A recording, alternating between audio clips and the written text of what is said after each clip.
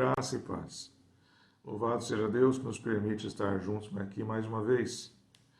Vamos começar nosso encontro com a leitura da oração de Davi, no Salmo 86, nos versos 8 a 10, e assim diz a palavra: Não há entre os deuses quem seja semelhante a ti, Senhor, e nada existe que se compare às tuas obras. Todas as nações que fizeste virão, se prostrarão diante de ti, Senhor, e glorificarão o teu nome, pois tu és grande e operas maravilhas, só tu és Deus. Realmente engrandecido é o nosso Deus, somente Ele pode fazer todas as coisas que Ele faz. Ele é o Criador, Ele é o dono de todas as coisas, não há outro. O homem apenas opera nessa terra, utilizando os recursos que Deus colocou nas suas mãos. Lá em Gênesis, Deus falou para o homem multiplicar, crescer e dominar sobre todas as coisas. E o dominar justamente é isso, é usar, usufruir e cuidar dos bens que Deus criou. E Davi exalta realmente a grandeza de Deus, porque não há outro igual a ele, nada se compara a Deus.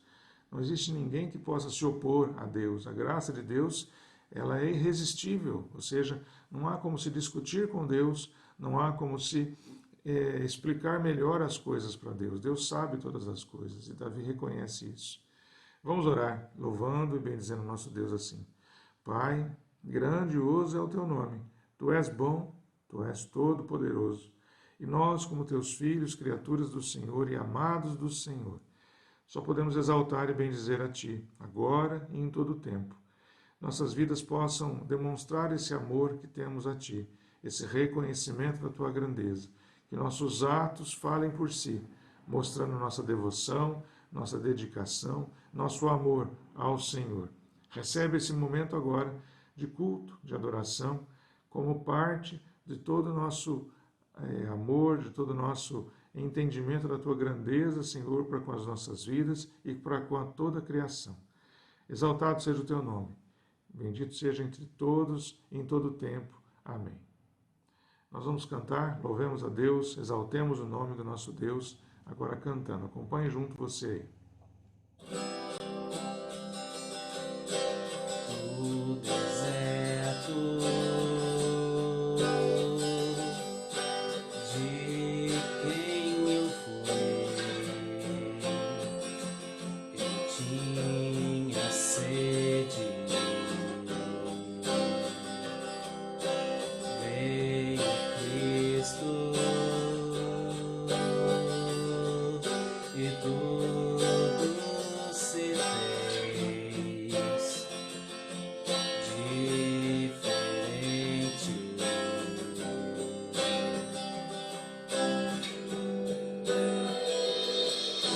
Ele vê meus pecados ocultos, o que escondo no fundo do meu coração.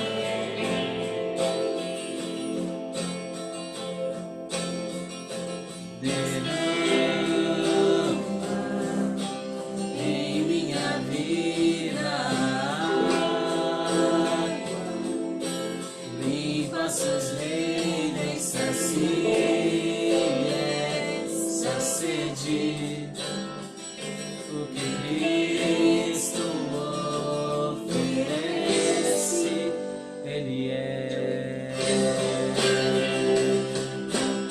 luz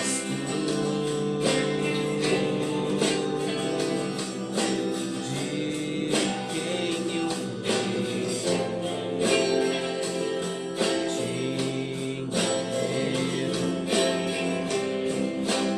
eu.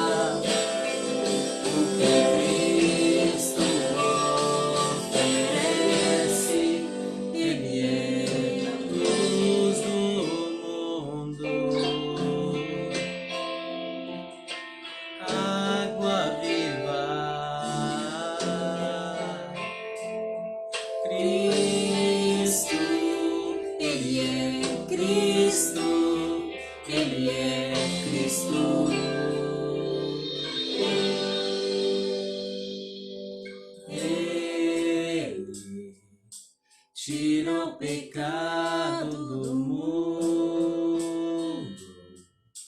planta esperança na terra do meu coração.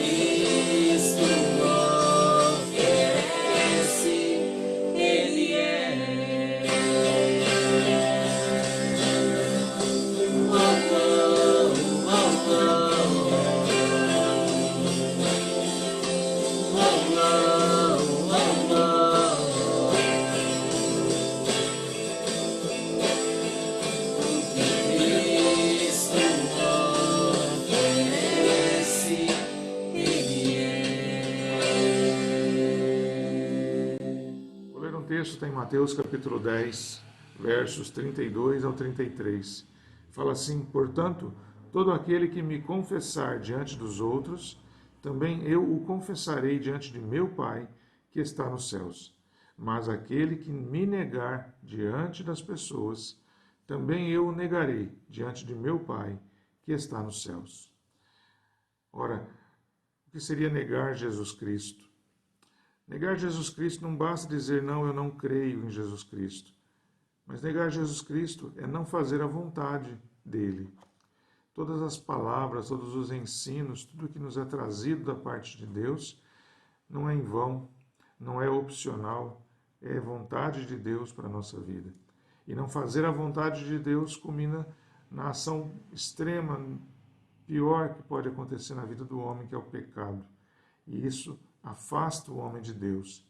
Em todo o tempo que nós não observamos a vontade de Deus e observamos apenas a nossa vontade, ou damos lugar ao nosso medo ante a grandeza de Deus e sucumbimos então às tentações, sucumbimos às nossas vontades pessoais, nós pecamos e nós negamos Jesus Cristo. E a consequência é muito grave. Jesus fala, aquele que me negar diante das pessoas, também eu o negarei diante do meu Pai. E é justamente o que se conclui: o salário do pecado é a morte. Então, se afastar de Deus é não ter vida, é não estar vivo para usufruir da presença do Senhor. Podemos aproveitar agora para orar e nos colocar diante de Deus nesse sentido de arrependimento, de quando em algum momento pudermos ter nos afastado do Pai. Senhor, grande é o Teu nome, como já oramos, como já cantamos, e agora, Senhor, nos colocamos na Tua presença para declarar que pequenos e pecadores como somos, quando nós nos afastamos da Tua vontade, nós pecamos e sabemos que assim o fizemos. Nos arrependemos, Senhor, cada um de nós. Em algum momento, quando nos afastamos da Tua vontade, nós não desejamos continuar assim. Antes queremos estar na Tua presença. Não deixe, Senhor, que o pecado ou as consequências do pecado venham nos afastar do Senhor. Queremos estar limpos, alvos como a neve, como a Tua palavra diz, na Tua presença. Limpa-nos, ó Pai. Apaga de nós essa transgressão. Apaga de nós a dor desse mal que nós cometemos. Para estarmos, ó Pai, brandos na Tua presença, tranquilos na Tua presença, e possamos aproveitar dessa Tua presença especial, transformadora, que completa as nossas almas.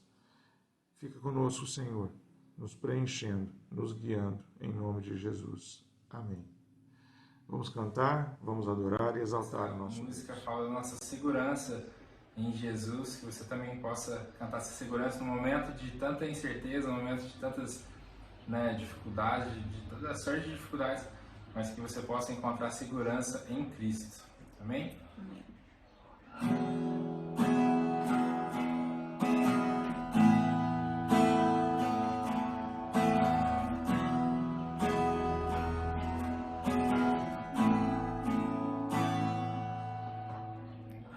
Os ventos tentam me afastar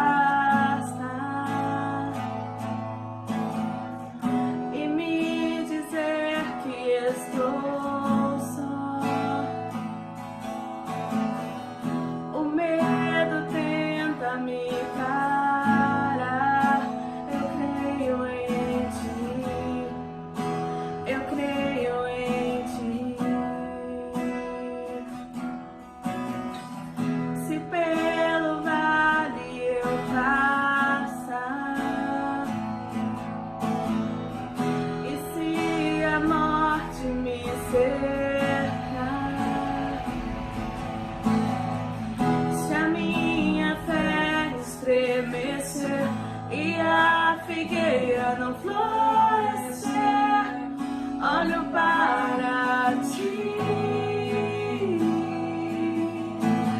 Eu descanso em teus braços, teu amor não vai falhar.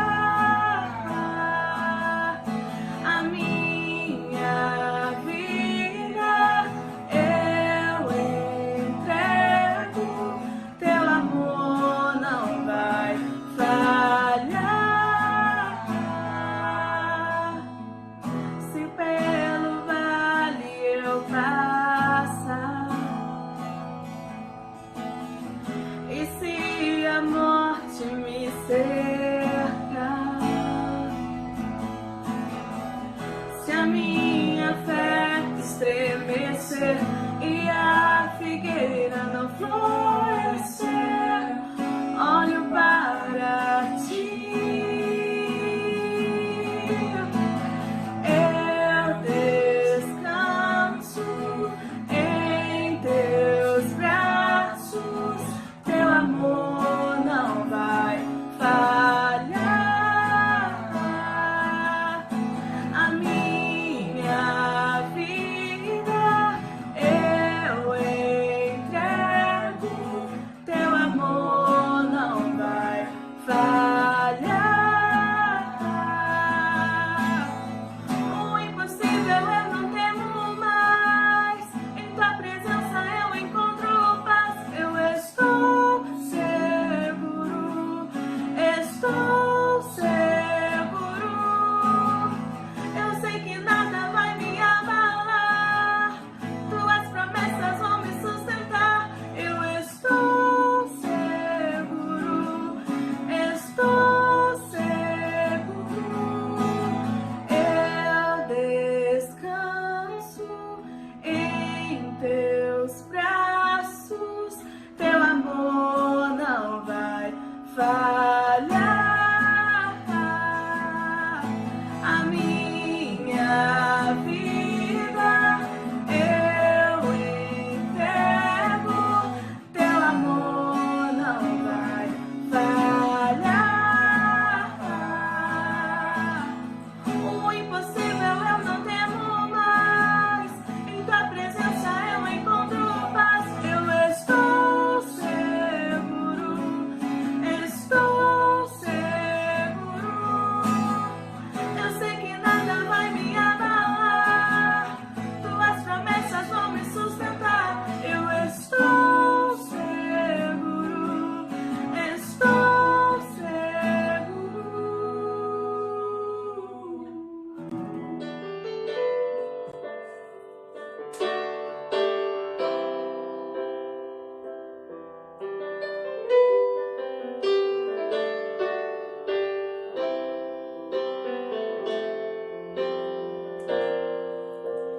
Perto quero estar,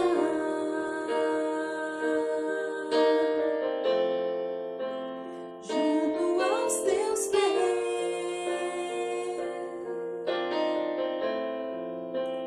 pois prazer maior não há que me render e te adorar. Tudo que há em mim quero te ofertar,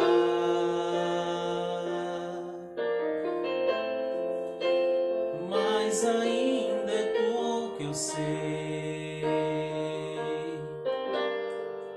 se comparado ao que ganhei.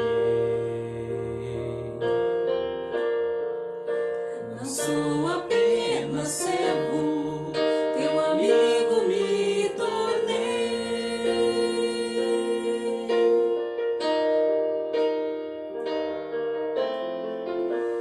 Te louvarei,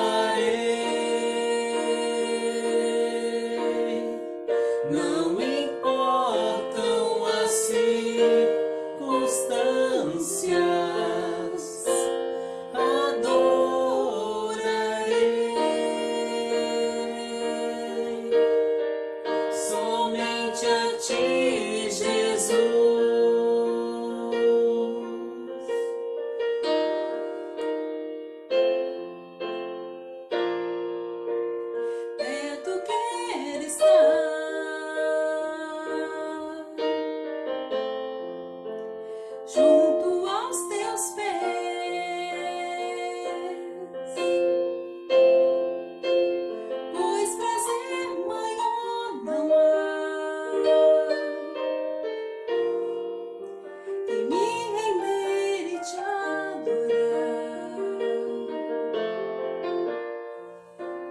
tudo que há em mim.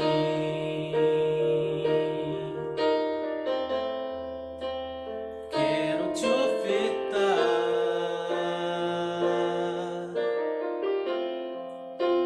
mas ainda é pouco, eu sei, se comparado ao que ganhei. Não sou apenas servo, teu amigo me tornei.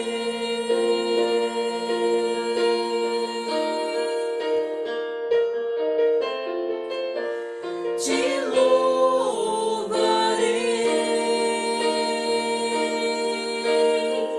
não importam as circunstâncias, adorarei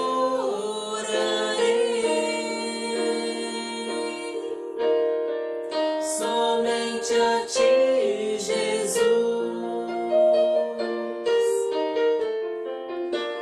Te louvarei, não importam as circunstâncias, adorarei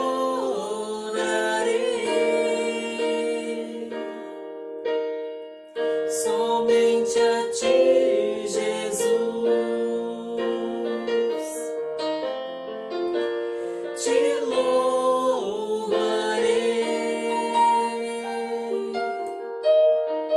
não importam as circunstâncias, adorarei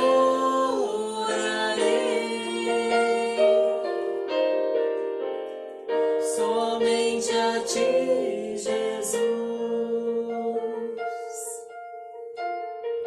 Somente a ti, Jesus. Somente a ti, Jesus. Somente a ti, Jesus.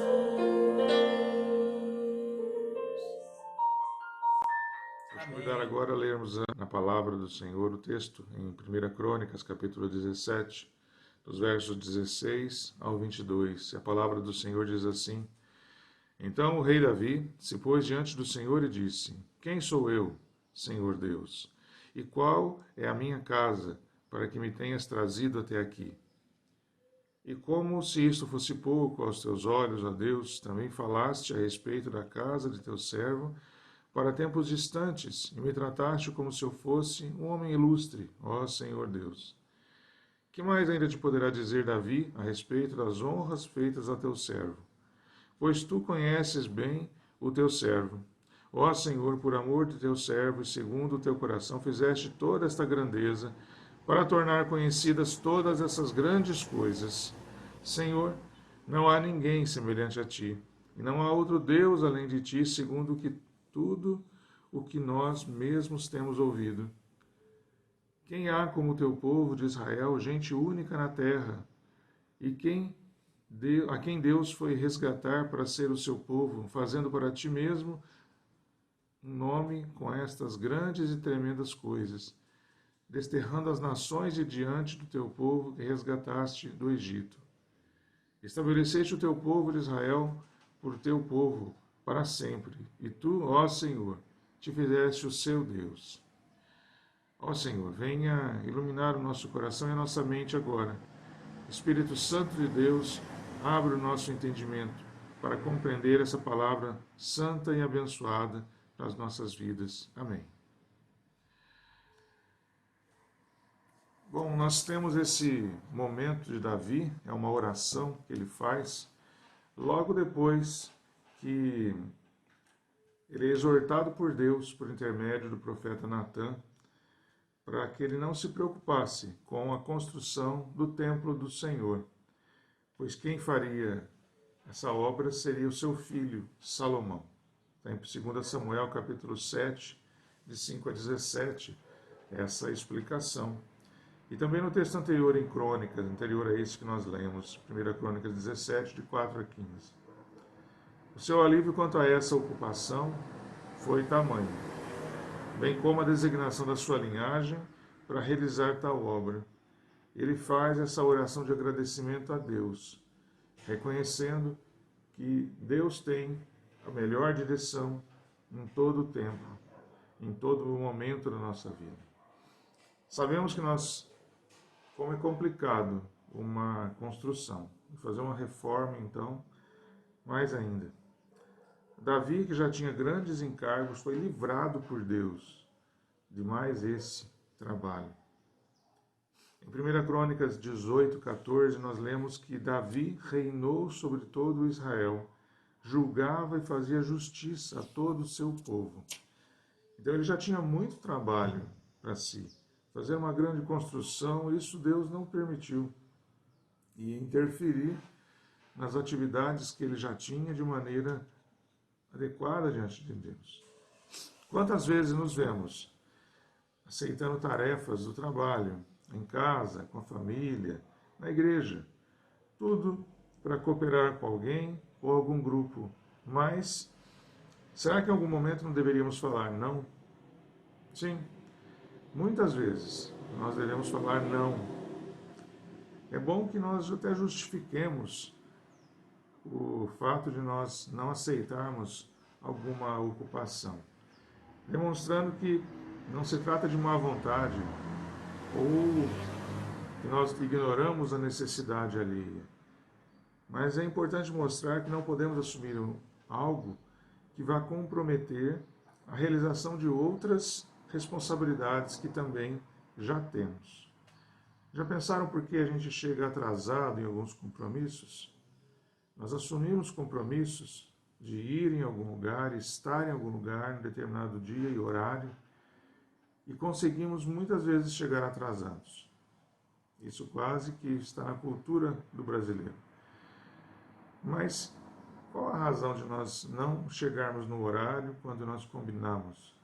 Muitas das vezes é porque nós assumimos muitos compromissos ao mesmo tempo. Não pensamos na importância adequada de cada um, de forma que queremos estar fazendo duas coisas praticamente ao mesmo tempo. E quando uma termina, vai iniciar a outra, a que terminou está além do horário previsto, e a que tem que começar, vai começar atrasada, como justamente chegar em algum lugar. Pensando em assumir responsabilidades, em Lucas capítulo 10, 38 e 42, temos a visita de Jesus na casa de Marta e Maria. Nós conhecemos bem que Maria ficou junto de Jesus enquanto ele ensinava, e Marta cuidava de preparar a comida. Ambas estavam ocupadas, mas Marta não percebia como Maria se ocupava naquele momento. Mas não percebia a grandeza do momento. O mestre estava ensinando em sua casa e ela não tinha tempo para prestar atenção nas palavras dele.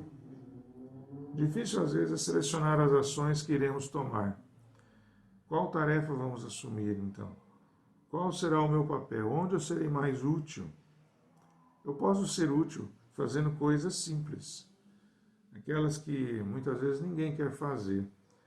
Ou posso ser útil até usando dons especiais que Deus colocou em minha vida e fazer coisas muito especiais. Mas ter o discernimento sobre isso é de grande importância. Apreciar o momento e se engajar nele traz maior proveito para as nossas vidas. O professor Gretz, que é um palestrante presbiteriano da área motivacional, ele questiona em suas falas a falta de percepção das pessoas sobre o momento chamado agora. Estão num lugar, mas com a cabeça em outro.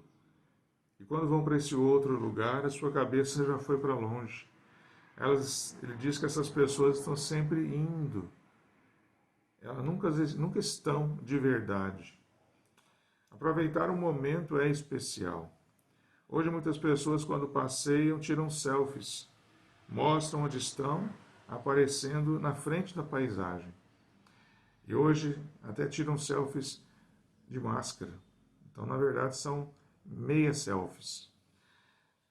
Ocorre que não fazem tão automaticamente isso que não contemplam a paisagem, mesmo valorizando numa foto, mas a triste realidade é que muitas vezes percebem os detalhes do local pela foto depois, quando visualizam, e tendo que estavam lá presentes, mas quase todo o tempo de costas, tirando fotos, olhando para o oposto da bela paisagem. Não curtem o momento, não curtem o lugar para que estão. Foram viajar para passear e não visualizaram, não aproveitaram todo o conteúdo. Davi, antes era um pastor de ovelhas. Diga-se de passagem, um grande pastor, porque ele matou o leão, matou o urso para defender as ovelhas. Lá em 1 Samuel 17, 34, 35, ele conta isso para o rei Saul. Não sendo soldado como seus irmãos o eram, ele matou um soldado gigante, Golias. Ele se tornou líder de um exército, depois líder de um povo, rei desse povo, juiz desse povo. E ainda estava decidindo assumir um papel de mestre de obras, um construtor de templo. Ele acabaria por deixar de fazer algum dos seus papéis como deveria ser. Deus não permitiu. Ou seja, ele poderia chegar atrasado em algum desses momentos por conta do excesso de trabalho que ele iria assumir se ele fosse construir o templo. E Deus cuidou disso. Davi faz, então, nesse momento, 3 indagações, diante dessa percepção de que realmente um grande trabalho que seria a construção do templo não caberia a ele fazer, e Deus assim o mostrou. E ele faz 3 grandes indagações. Quem eu sou? Qual é a minha casa? E quem há como teu povo? Davi sabia que era rei, julgava o seu povo, mas ele se humilha para dizer: isso não é nada perante o Senhor. Que somos nós perante o Senhor? Ser rico ou importante, será que significa alguma coisa para o Criador do Universo? E se eu for pobre e desconhecido, seria diferente isso para o Senhor dos Exércitos? Ele continua sendo Deus, independente de nós sermos qualquer coisa, ou até de conhecê-lo. É, contudo, importante para todo indivíduo saber que cooperamos para o bem comum, somos parte de um todo, e nosso papel tem consequências sociais. Alguma parte nos cabe nisso. Quem somos nós junto da sociedade onde estamos inseridos? Tem uma canção infantil que replica o Provérbios 6, verso 6. Vai ter com a formiga, ó preguiçoso. A canção ela fala assim: Deus não quer preguiçoso em sua obra. No outro momento, Paulo ensina que quem não quiser trabalhar também não coma. Está lá em 2 Tessalonicenses 3. Justamente para não se tornar um peso para o outro. Como quando na escola o professor manda fazer um trabalho em grupo de 5, e depois de organizar os grupos, 4 de um desses grupos escolhe quem vai fazer o trabalho sozinho, vai estudar sozinho e vai pôr o nome dos outros, como se fosse feito em grupo. Todos nós devemos responder a essa pergunta: quem sou eu? Ou melhor dizendo, qual é o meu papel em casa? Qual é o meu papel na família, na vizinhança, no trabalho, na escola? Qual é a minha parte em cada um desses grupos? É o jovem que busca aproveitar o tempo na escola para estudar as matérias que lhe são ensinadas, que aproveita do material utilizado, que aproveita do conhecimento dos professores para aumentar o seu. É o empregado que, independente do cargo que possui, procura fazer o seu trabalho da melhor maneira, porque simplesmente é ele quem está fazendo. As motos feitas pela empresa italiana Ducati são montadas manualmente. Há funcionários que têm o compromisso de apenas apertar alguns parafusos de maneira correta. Seria um trabalho simples, uma máquina poderia fazer isso tranquilamente. mas o compromisso do funcionário, para ali designado, é assegurar que aquele parafuso de maneira nenhuma solte e que essa moto não gere nenhum tipo de acidente, que pode ser até fatal para uma pessoa ou para várias pessoas. Apenas apertar um parafuso de maneira correta já é o bastante, já é o papel social daquela pessoa na fábrica italiana Ducati. Tudo isso apenas por saber quem eu sou, enfim.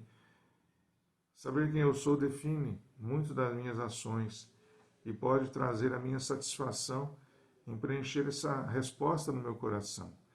Quem eu sou, para que eu sirvo. E eu sei que eu, sabendo que Deus espera de mim resultados que mostram a sua ação, a sua presença, a sua capacitação, eu tenho tranquilidade em respondendo quem eu sou. Eu sou um filho de Deus, sou habilitado para fazer muitas coisas, e no momento o que eu estou fazendo é cumprir um papel diante da minha sociedade, diante do grupo onde Deus me colocou. Davi, que era rei, que era juiz do povo, demonstrou gratidão por saber que só era o que Deus desejou que ele fosse. Ele foi grato a Deus, por isso ele louva a Deus nesse momento. Uma outra questão que Davi indaga nesse momento, nessa oração de adoração, de agradecimento. Ele fala: qual é a minha casa? Ora, Davi sabia que das 12 tribos, ele vinha da linhagem de Jacó por meio da família de Judá, da casa de Judá. Mas em humildade, Davi exalta que mesmo sendo descendente de Jacó, que era uma grande honra, ele disse que não era digno perante o Senhor. Tem um centurião que fala dessa mesma forma para Jesus quando pede pela cura do seu servo, e ele se declara indigno de receber Jesus em sua casa, lá em Mateus 8:8. O fato é que somos chamados por Deus para sermos o seu rebanho, como em Ezequiel 34:1. Em Efésios 2:19, Paulo fala que não somos mais estrangeiros e peregrinos, mas concidadãos dos santos, e somos da família de Deus. Qual é a minha casa? Qual é a minha família? Minha casa é a casa de Deus, minha família é a família de Deus. Não sou os demais membros dessa família, mas faço parte dessa família. Eu faço parte da cultura e da história dessa família, família do povo de Deus. Cada um tem suas ações próprias, mesmo nessa família santa. E não significa nem que todos nós pensamos, concordamos com as mesmas coisas. Mas sabemos que o mundo traz essa visão de que todos aqueles que são crentes em Jesus Cristo são todos iguais. Muitas vezes é um menosprezo do mundo e até aproveitando o que há de negativo nisso, né? Os erros e os escândalos, quando a pessoa se declara que é um servo de Deus, um temente a Deus, um crente em Jesus Cristo, um cristão. Sim, a família, a casa que eu represento e a quem eu devo prestar contas é a família da fé. Essa é a minha família, essa é a minha casa. Davi, ele demonstrou gratidão por saber que ele fora chamado por Deus para essa família da fé. Independente da sua linhagem, independente da representação do nome da sua família, ele, especialmente ele, foi chamado por Deus e colocado num contexto em que a sua vida e as suas ações serviriam os propósitos de Deus. Terceiro ponto que Davi trata na sua oração, ele questiona quem há como o teu povo. É mais um sinal de gratidão por todas as promessas cumpridas para com o povo que ele fazia parte. Esse povo é chamado a menina dos olhos de Deus, em Deuteronômio 32:10. Por que o povo judeu? Por que Deus escolheu o povo judeu? Ora, porque ele é soberano, porque ele pode fazer o que ele desejar. Em Isaías 45, Deus fala, por exemplo, ele fala do seu ungido, o rei Ciro, rei da Pérsia, que ele utilizaria para reconstruir o templo lá em Jerusalém. Ciro fala isso em Esdras capítulo 1, que ele foi escolhido pelo Rei dos Céus para essa grande obra. Ora, sequer ele cultuava o Deus Todo-Poderoso, mas ele recebeu essa tarefa de Deus. Um povo estranho aos judeus, inimigo inclusive. Outra feita, Deus usa Jonas para alcançar o povo de Nínive e pregar o arrependimento das suas ações. E Deus, inclusive, tem misericórdia do povo de Nínive, que era um povo também inimigo, oposto aos costumes judeus. Ele escolheu a linhagem dos judeus a partir de Abraão, porque foi sua vontade. Então, esse povo, diante dos outros povos, apenas é a maneira como Deus expressou a direção que Ele quis dar à humanidade. Tanto que nós somos salvos em Jesus Cristo, como nós temos lá em Mateus capítulo 1, a genealogia de Jesus vem do povo judeu a partir de Abraão, e sabemos que chega até nós aqui, nós os gentios, aqueles que estão afastados da linhagem direta, da genealogia do povo judeu. Em 1 Coríntios 12, 13, nós sabemos que fomos batizados num só Espírito, e assim fomos feitos povo de Deus. Então, o nosso nascimento dentro desse povo foi espiritual, independente da nação, independente da região em que nós estamos, nós somos criados e feitos nascidos dentro do povo de Deus, da família de Deus. E afinal, um povo, o que une um povo? Não é apenas a genealogia, a sua origem étnica, mas é também a sua história e os propósitos que unem esse povo.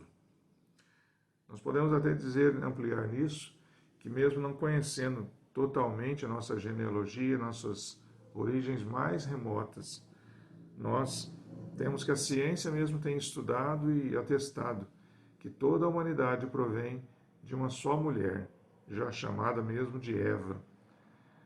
Então, realmente, de alguma forma, nós temos ligações uns com os outros, genéticas, mas a nossa história se divide, na verdade, em antes de Jesus Cristo e depois de Jesus Cristo.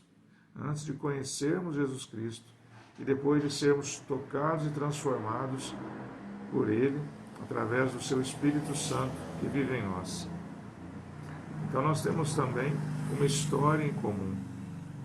E o nosso propósito? Nosso propósito está na grande comissão, em Mateus capítulo 28, 18 a 20, em que Jesus nos manda ir e fazer discípulos, batizando em nome do Pai, do Filho e do Espírito Santo e ensinando as pessoas a obedecer a palavra de Deus. Então nós temos tudo que um povo precisa. Nós temos genealogia, nós temos história e nós temos propósitos comuns. Davi, ele demonstrou gratidão por fazer parte desse povo que Deus escolheu e Deus formou. E concluindo aqui, nós temos no verso 20, na oração de agradecimento a Deus que Davi faz, ele fala: Senhor, não há ninguém semelhante a ti, não há outro Deus além de ti. Essa é a conclusão do adorador. O adorador verdadeiro, que em espírito e em verdade engrandece o nome de Deus, sabe que só há um Deus. Somente Deus é soberano, somente Deus existe e tem poder sobre todas as coisas. Não há outro que se compare, não há outro Deus. A Bíblia muitas vezes trata de outros deuses e prestem atenção na leitura, que sempre são deuses com letra minúscula, ou seja, é apenas a ilustração de uma divindade. A Bíblia relata então que pessoas, os homens, muitas vezes buscam outros deuses, outras divindades, pedaços de madeira, imagens, ou até outros elementos, físicos, são idolatrados e são tratados como deuses. Mas não existem outros deuses. Não há comparação ao nosso Deus. Nada se compara a Ele. Nós temos aqui também na Bíblia outros reis que, portanto, sendo autoridades, tendo poder, tendo riqueza, o rei Asa, em 2 Crônicas 14, o rei Josafá, em 2 Crônicas 20. Nós temos também os profetas, o profeta Jeremias, capítulo 10, eles usam essa mesma expressão, né? Não há ninguém como o Senhor, né? Não há outros deuses perante ti. Todos concordam nisso, que somente Deus é soberano, é onipotente, onipresente e onisciente. Todas as coisas estão debaixo dos pés do nosso Deus. E Ele exalta realmente a quem Ele quer. E Ele tem misericórdia de quem Ele quer. Deus pode fazer todas as coisas. Não existe criatura, não existe outro ser que possa fazer o que o nosso Deus faz. E daí, Davi, ele exalta na sua oração isso, declarando: Senhor, não existe outro que possa ser semelhante ao Senhor. Não existem outros deuses, somente o Senhor é Deus. Daí cabe a nós, filhos do Senhor, concluirmos também que somos gratos a Deus por nos fazer quem nós somos. Somos gratos a Deus por tudo que nós temos e onde nós estamos, onde Deus nos colocou. E somos gratos a Deus por fazer parte desse povo, nesse propósito tão especial, que é proclamar o reino de Deus, a vinda de Deus, o plano de Deus. Sejamos úteis dessa forma, sabendo que nós estamos no lugar certo, porque Deus nos colocou ali, e somos feitura de Deus, obra de Deus da sua criação. E temos propósito positivo, propósito proposto pelo próprio Deus. Não devemos nos acumular em fazer coisas, mas fazer bem feito qualquer coisa que nos vier à mão, para agradarmos a nosso Deus, para mostrarmos de quem nós somos filhos, de quem nós somos gerados, e que Ele é poderoso e nos usa com o seu poder. Louvado seja Deus, Deus abençoe a sua vida. Demonstre essa gratidão quando você estiver agindo só ou perante outras pessoas. Use isso para fortalecer a sua vida, para preencher qualquer vazio que possa existir diante das lutas nesse mundo. Deus seja louvado. Senhor, damos graças a Ti. Mais uma vez, lendo a Tua palavra, percebemos a Tua grandeza e o Teu amor apaixonado por nós. Seja essa semana mais dirigida por Ti, nossas vidas sejam guiadas pelo Senhor e que nosso coração se encha dessa gratidão em todo o tempo. Para tudo que fizermos, seja feito para honrar e bendizer o Teu nome. Que assim seja, Senhor. Amém. Irmãos, fiquem em paz. Que a graça do nosso Senhor e Salvador Jesus Cristo, o amor do nosso Pai e a comunhão e as consolações do Espírito Santo sejam sobre todos vós e sobre todo o povo de Deus, espalhado em toda a terra, hoje e para todos sempre. Amém.